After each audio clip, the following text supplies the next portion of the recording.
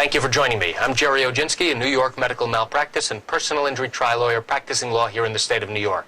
This video is going to give you helpful information about how medical malpractice lawsuits in New York work, from when an attorney at first evaluates your case to determining whether or not you have a valid case, all the way through the litigation process up until and including the time of trial. So sit back and relax, grab a pen and paper, take down information that you find useful, and I want to thank you again for joining me. Here we go. Welcome and thank you for joining me. I'm Gerry Oginski, a New York medical malpractice and personal injury trial lawyer practicing law here in the state of New York. Today's topic is, how do lawsuits work? This is a first in a series of video tips to help you understand the different parts of a lawsuit and how this information can help you in your potential lawsuit. First, how does an attorney know whether or not you have a valid case? So the first part is an evaluation of whether or not you have a valid case. The steps to an evaluation involve two crucial questions that an attorney is going to ask you. And especially in a medical malpractice case, those two questions are, what do you believe was done wrong, and what permanent harm did you suffer as a result of that wrongdoing? And contained within those two important questions are three legal elements necessary for your attorney to understand whether or not you have a possible valid medical malpractice case. What do you think was done wrong establishes in the attorney's mind what was a departure from good and accepted medical care. In other words, what was done wrong by the doctor to you. Did they miss something? Did they diagnose something incorrectly? Did they do something to you that caused you harm? Those are the things that an attorney will need to know in order to evaluate your case. The second part of the question is, what injury did you suffer as a result of whatever was done wrong to you?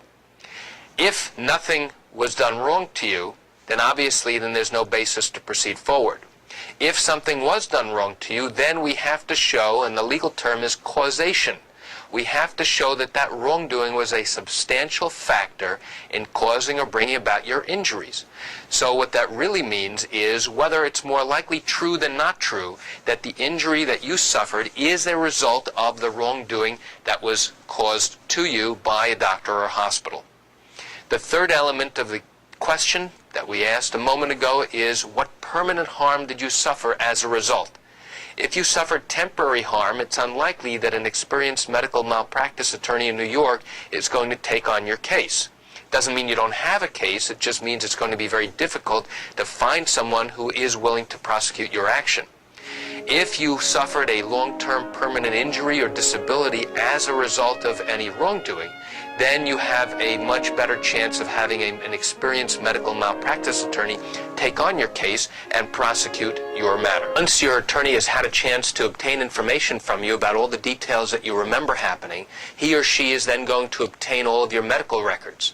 And then they will review all of your records and then send the records out to a medical expert so that the expert can confirm not just evidence of wrongdoing, but that the wrongdoing caused injury and that the injury is significant and permanent. In New York, it is an absolute requirement that a physician has reviewed your records and has been able to confirm that there is a basis for a case.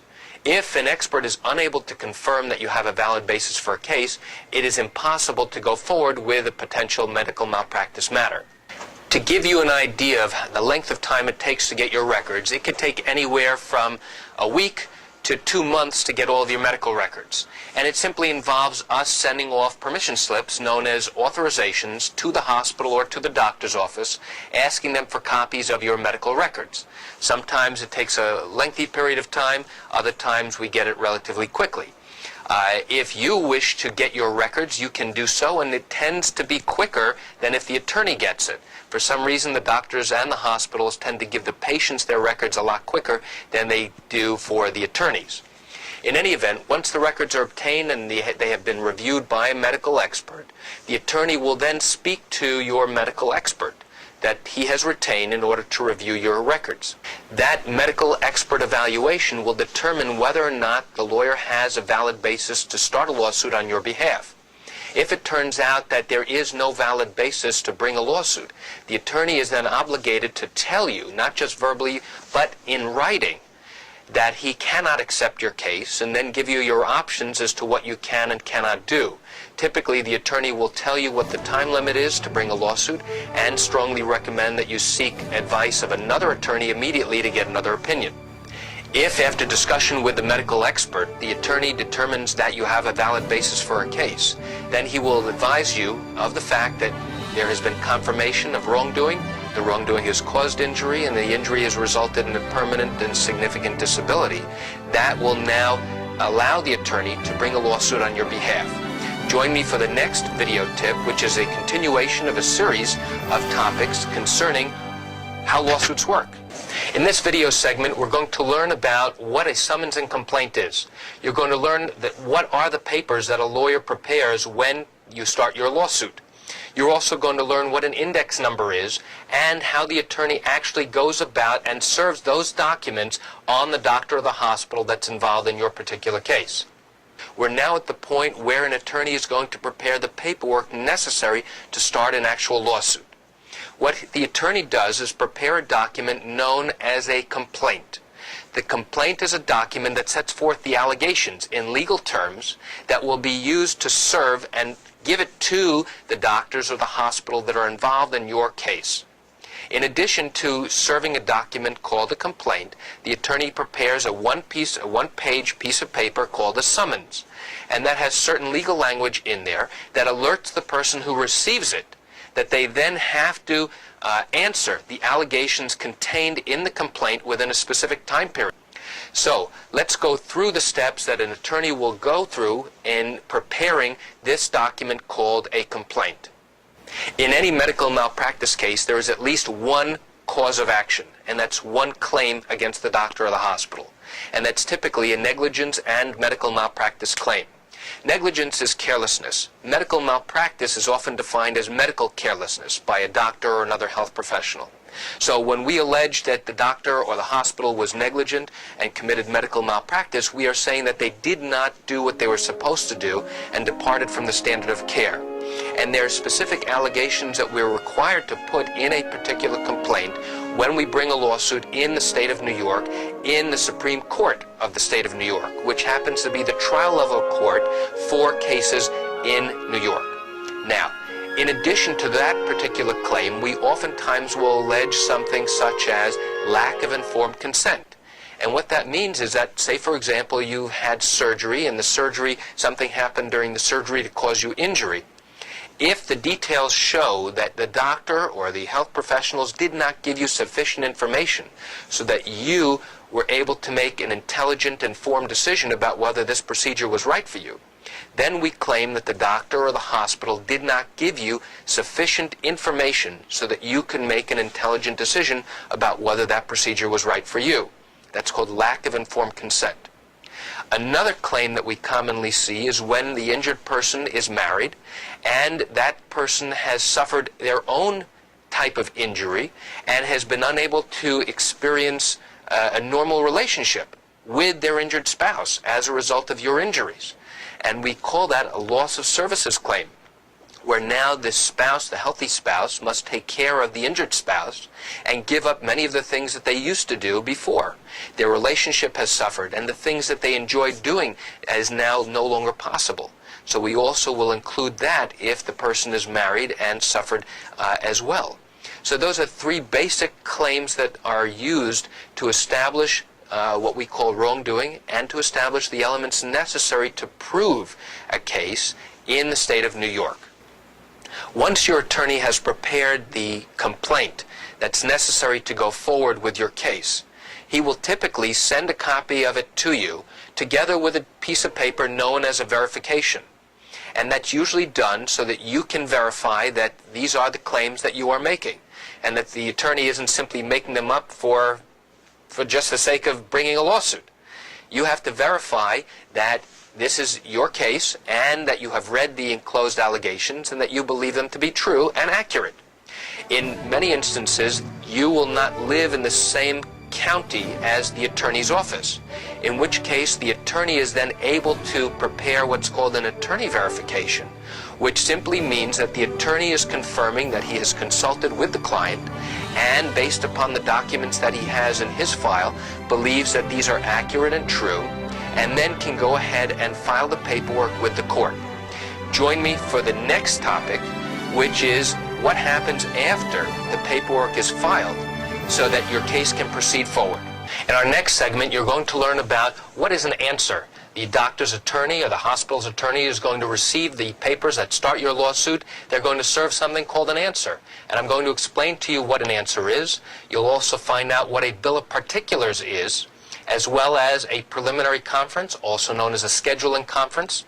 And then we're going to start off by talking about depositions. So stay with me, and I hope you enjoy this. Today's topic is a continuation in a series of videos on how lawsuits work. And we're now going to continue as to what happens after the lawsuit has been started and the attorneys for the doctor and the hospital have now served their answer on your attorney. What will happen is that together with the answer, they will serve documents requesting a detailed, itemized listing and allegations against the doctor and hospital. That's known as a demand for a bill of particulars. And what your attorney will do is he will serve a response known as a bill of particulars, specifically detailing all of the allegations against the doctors and hospitals so that the lawyers for the doctors and hospitals will know exactly what your claim is. Once a bill of particulars has been prepared and served on the lawyers for the doctor or the hospital, then the attorney can file a document known as a notice of medical malpractice action. That is an indication to the court that the parties are ready to come in for a scheduling conference, known as a preliminary conference. And depending upon which county your lawsuit is taking place in, it may take a few months for your attorney to get notified to come in for a scheduling conference. You don't have to appear, your attorney has to appear, as well as the attorneys representing the doctor and the hospital. So on the date that your attorney goes in for a scheduling conference, dates will be set by the court as to when documents have to be exchanged and when depositions will take place. Now, for those of you who are unfamiliar with the term depositions, it basically means a question and answer session that you have to provide in your attorney's office, and it's sworn testimony. And a court reporter is present to take down your questions and answers, as well as the same for the doctors and hospitals that you have sued. So that's important to put down in the scheduling order so that we know when these things will take place.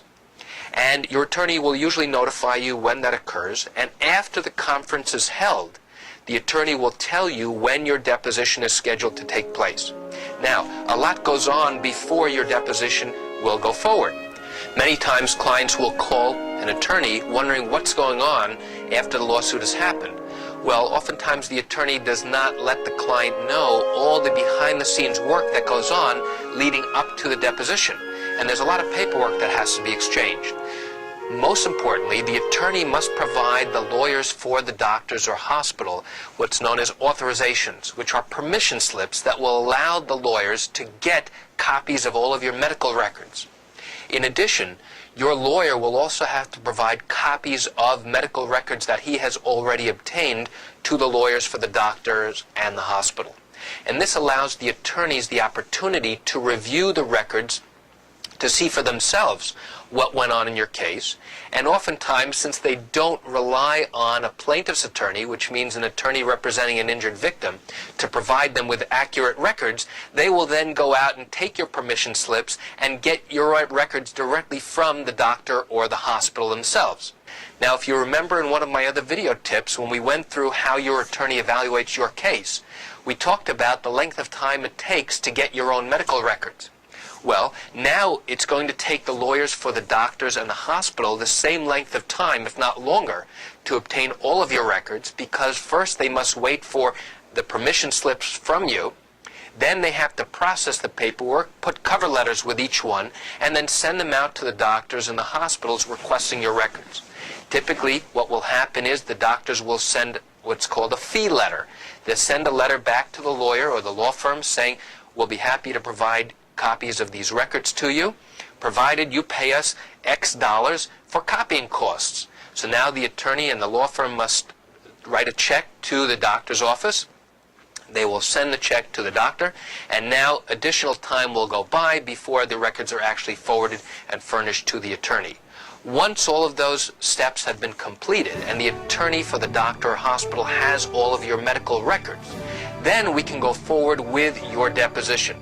Sometimes the scheduling of the deposition has to be put off or adjourned to allow the attorney for the doctor or hospital to get all of the records.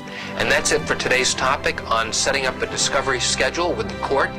And I want to thank you for joining me on this continuing topic on how lawsuits in New York work. I hope you'll join me for the next video tip, which is what happens when you come up for your deposition. What is it? How does it work? What does it mean? In this next segment, you're going to learn about depositions. What are they? Why are they important? You're going to learn what it means to give sworn testimony. I'll also explain to you how an attorney prepares you for your deposition, what happens if you say things you didn't mean in your deposition and how to correct it, and why you should not come to the deposition of the doctor involved in your case. So stay tuned and let's find out what happens. And a deposition, as we talked about in my last video tip, is a question and answer session where the attorneys for the doctors or hospitals are going to be questioning you in your attorney's office, and you're going to be given sworn testimony about what you remember happening. They're going to ask you lots of questions about what occurred and what you remember happening. Before the question and answer session starts, either earlier that day or on a different date, your attorney is going to prepare you for your deposition. And we're not going to go into a lot of detail about the preparation for your deposition, but we are going to explain what the attorney will do for you. The attorney is going to go through in detail what actually occurred and what you remember happening. He may refresh your memory by showing you certain documents or certain records involved in your care and treatment. Importantly, your attorney is going to go through with you and ask you to express and explain how your injuries have affected you in your daily life. What problems you have now that you did not have before, and what things are you unable to do or are limited from doing now that you were never limited in doing before. The bottom line is that your attorney is going to tell you to be as truthful as possible. And if you don't remember something, there's no harm in saying you don't remember. But under no circumstance are you ever to exaggerate or tell something that is not true. So that's something for you to keep in mind and to specifically talk to your attorney about if you don't remember a particular item. Now, what happens during the course of deposition?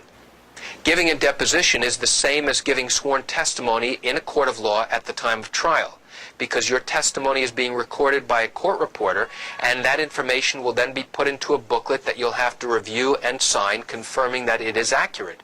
And that can be used later on at trial, either against you or to show exactly what information you knew at the time that you gave the deposition. Under no circumstance should you take the deposition lightly, and under no circumstance should you come into the attorney's office thinking that you can simply wing it without being prepared by the attorney first. It should not happen, and it will not happen with an experienced medical malpractice attorney. When you're questioned at your deposition, you should prepare to be there all day. Sometimes, depending upon the amount of information the attorneys need, they may be there a second day. You have to come back a third day, again, depending upon what type of case this is and what information you have to give to the attorneys. Now, what happens after your deposition is completed? Your lawyer is going to tell you that all of the questions and answers that have been given during this question and answer session are going to be put into a booklet that is transcribed by the court reporter. The attorney will then get that booklet from the court reporting agency, and they will then send you the booklet with an instruction sheet. And the instruction sheet says, read over the entire transcript, read all the questions, read all the answers.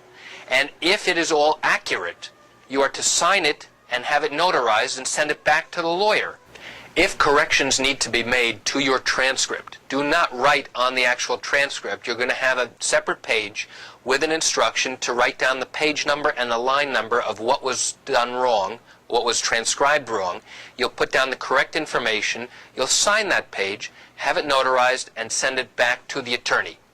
What happens then is that the attorney will take that transcript together with your corrections and then send it to the lawyer representing the doctor or the hospital. And he obviously will keep a copy of the transcript for himself. What happens at that point? Your lawyer will have an opportunity to question the doctors and the nurses involved in your care. And typically, clients will often ask, well, can I be present when you question the doctor or the nurse? The answer is yes, you have a legal right to be present when your attorney questions the doctor or the hospital that's involved in your case.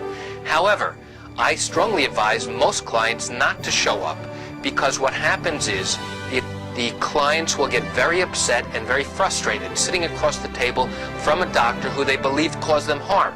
In this next segment, you're going to learn what happens after all the depositions are completed. In all likelihood, you're going to have to go for a physical examination by a doctor of the defendant's choosing so that you can be examined by them. You're going to learn about the myth of an independent medical exam. And you're going to learn about a physical examination report that the doctor prepares after examining you. So without any further delay, let's get right to it. Attorneys for the doctor or the hospital, they are known as defendants, will request that you appear for a physical examination by a doctor of their choosing. The defendants, the doctors and the attorneys for the doctors and hospitals, like to call this an independent medical examination. It is far from it. There is nothing independent about this exam. The attorneys for the doctor and the hospital have an absolute right to have you examined by a doctor that they have chosen to evaluate your current medical condition. There is nothing independent about this particular physician, because in all likelihood they will have used this doctor on many occasions. The defense likes to say that they use this information to evaluate your current medical condition. The defense doctor will schedule an examination for you to be examined, and sometimes you will be accompanied by a representative from your lawyer's office so that they will make sure that everything is done appropriately, and they will also take notes during the course of the examination just for their own records to see what was done and how long it took to do the exam. There are some physical examinations where the doctor will take only a few minutes and write a very lengthy report giving a lot of information, but when you look at how much time the doctor actually spent examining you, you realize it's impossible for the doctor to have taken all that information down in such a short period of time. In other cases, you will go to the doctor's office on your own and may be asked to contact your attorney to give them specific information about what went on during that examination. A physical examination can last a few minutes or it can last a half an hour or more, depending upon the type of examination that's being done. What will happen is that after the doctor performs the examination, he or she will then prepare a report, and they will send it on to the defense lawyers detailing the examination.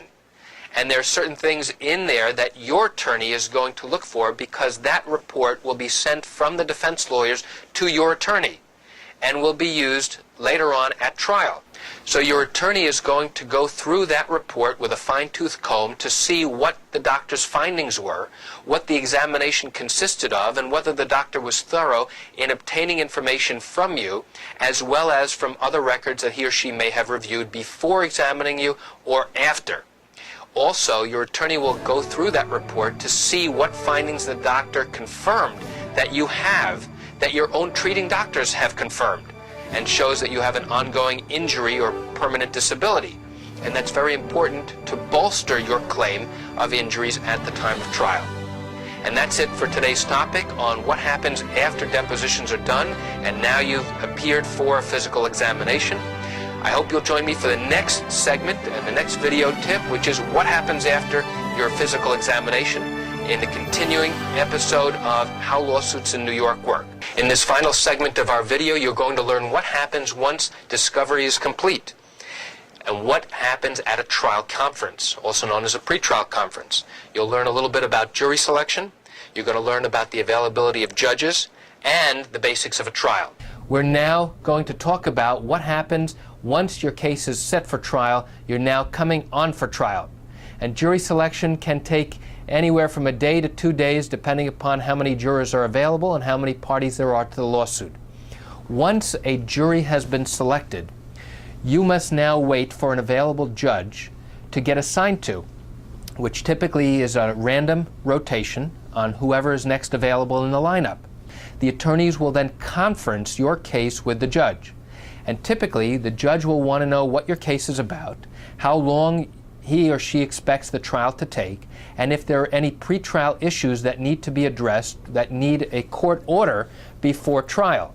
Sometimes issues of proof arise, and the attorneys want to get an order before the case starts so that they know exactly what they can and cannot discuss or bring up during the course of trial.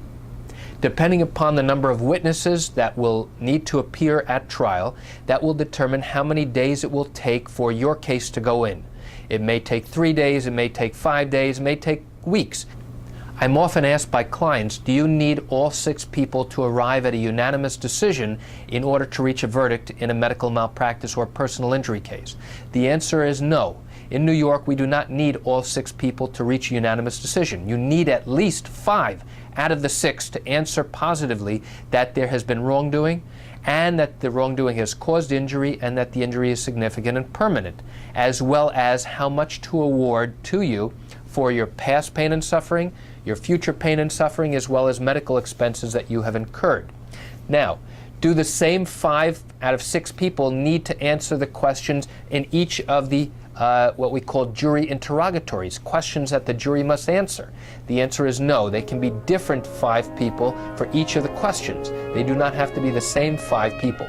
Once a jury comes back with their verdict, you may hear an attorney ask the judge to poll the jury. And all that means is that the jury or the jury clerk will now ask the jurors whether the answer to their particular question that is being asked, whether they gave that particular answer and whether they answered in the affirmative or the negative. It's simply a way for the attorneys to confirm that a juror has given that particular response.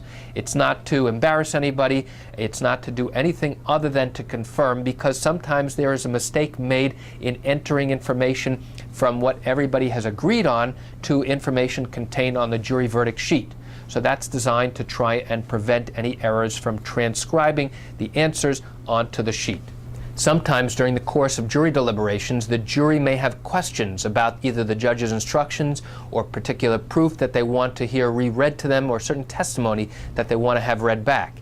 And they are entitled to have testimony read back to them by the court reporter, and the judge and the attorneys will identify the particular sections that they are going to have read back.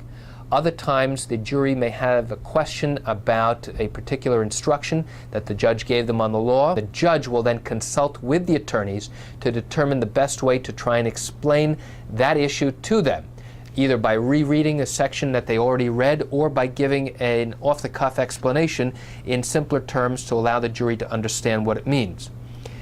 Many times during the course of trial, you will hear one attorney or another object to a particular question. These objections are legal protections that the attorneys have in order to preserve their right in the event that they need to appeal to a higher court if they're unhappy or unsatisfied with a particular ruling or outcome in the case. If the lawyer does not preserve the objection by making a timely objection at the time that the issue arises, the lawyer will likely be deemed to have waived the right to object. And any attempt to raise that issue later on, the courts will likely not allow it because the lawyer did not preserve his or her right to an objection during the course of trial. So don't be surprised when you hear lawyers object, and it's not always because they're trying to hide information that they don't want to appear before a jury, but it's oftentimes to protect their client's rights at a later time if they need to appeal. And that concludes this video tip and this series of how lawsuits in New York work. And I wish you the best of luck in your case. And I want to thank you for joining me. I'm Gerry Oginski. Have a great day.